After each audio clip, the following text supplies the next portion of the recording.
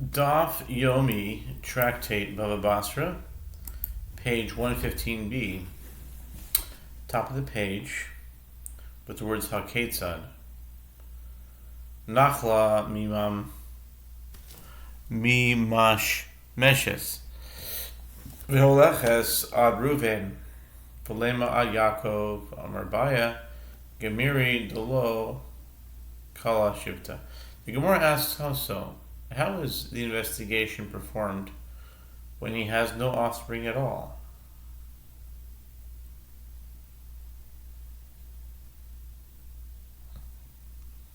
Okay. How is the investigation performed when he has no offspring at all? The Gemara answers the family lineage that determines the inheritance is successively examined up to Reuben, son of Jacob, meaning the heirs are determined by investigating the family genealogy, and that investigation can extend all the way up to Reuben, son of our forefather Jacob.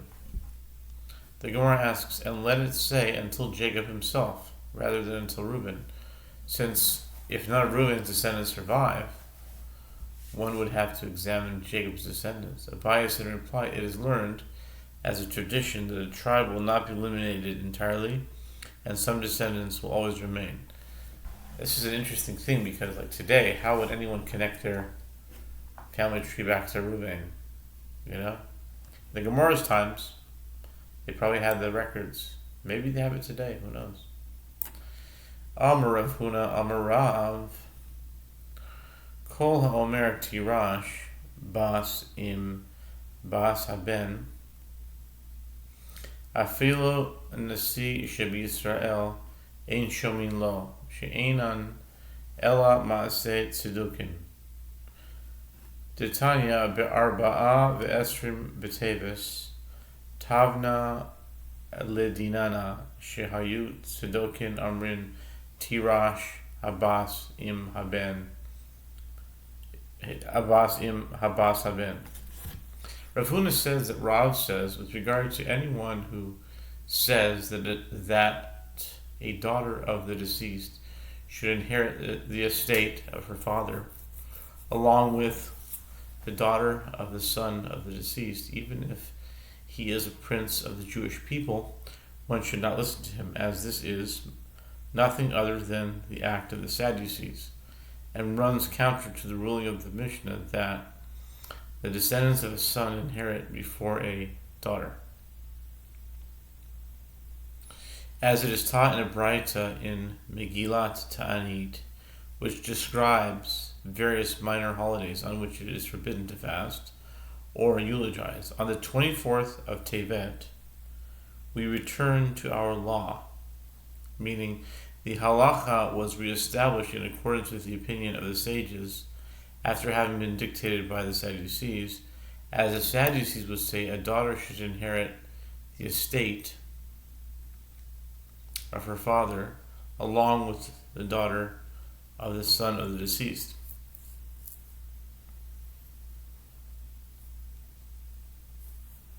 A daughter should inherit the estate of the father.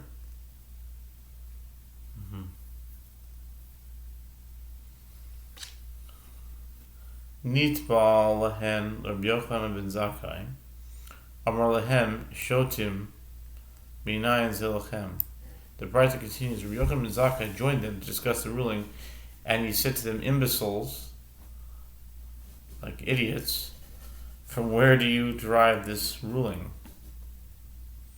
And there was no person that answered anything, except for one old man who was chattering at him and saying that it is an a fortiori inference, meaning a kal v'chomer.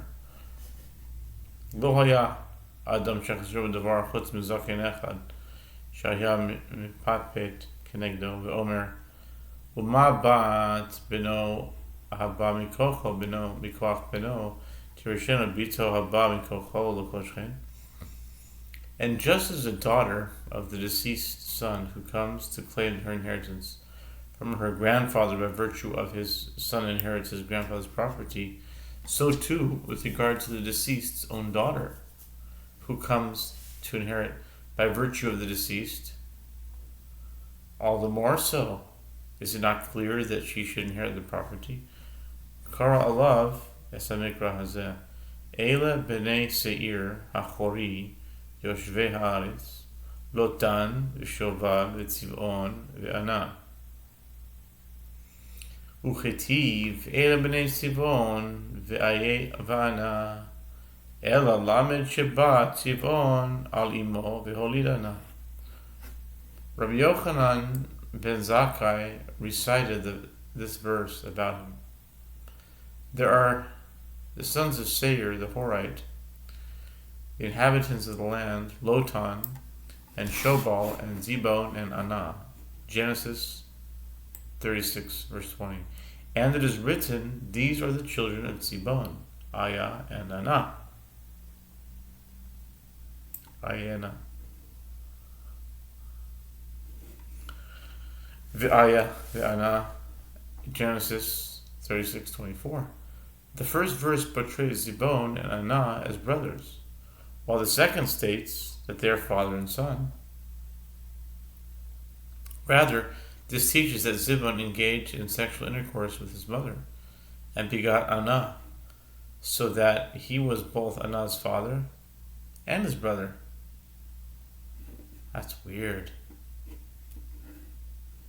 From the fact that the verse equates Zebon and Anah by referring to both of them as Seir's sons, despite Anah being a grandson of Seir, it is clear that grandchildren are equal to children, contrary to Sadducees' assertion.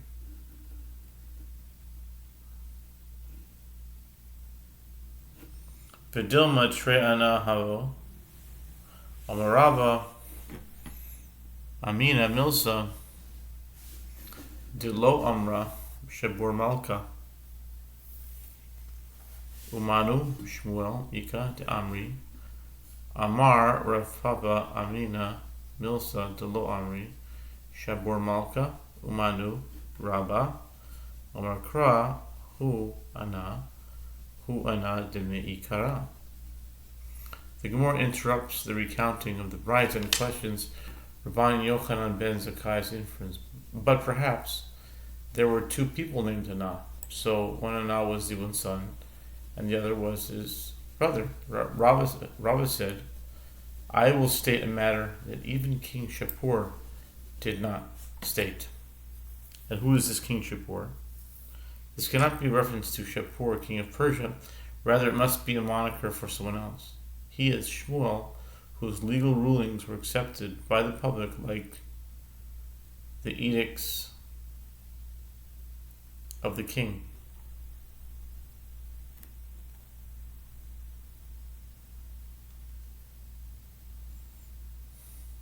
By his subjects. Some state a different version, that it was Rav Papa who said, I will state a matter that even King Shapur did not state. And who is this King Shapur? He is Rabbah. The verse goes on to state, this is Anah, Genesis 36:24, indicating that he is the name Anah mentioned initially, earlier in the verse. Accordingly, there was only one Anah, who was both Zebul's brother and Zebul's son. Amrile Rabbi V'kach Atapotrini Amrilo Shaite. The Braita continues. The Sadducee said to Rabbi Yochanan ben Zakkai, my teacher, you dismiss me with this retort? I agree that the son of a son precedes a daughter. As the verse you quoted suggests, I am asserting that a daughter inherits together with the daughter of a son, and the verse you quoted has no bearing on that claim. Rabbi Yochanan ben Zakkai said to him, imbecile. Imbecile what you are. Anyways, we'll have to find out next off what he's talking about.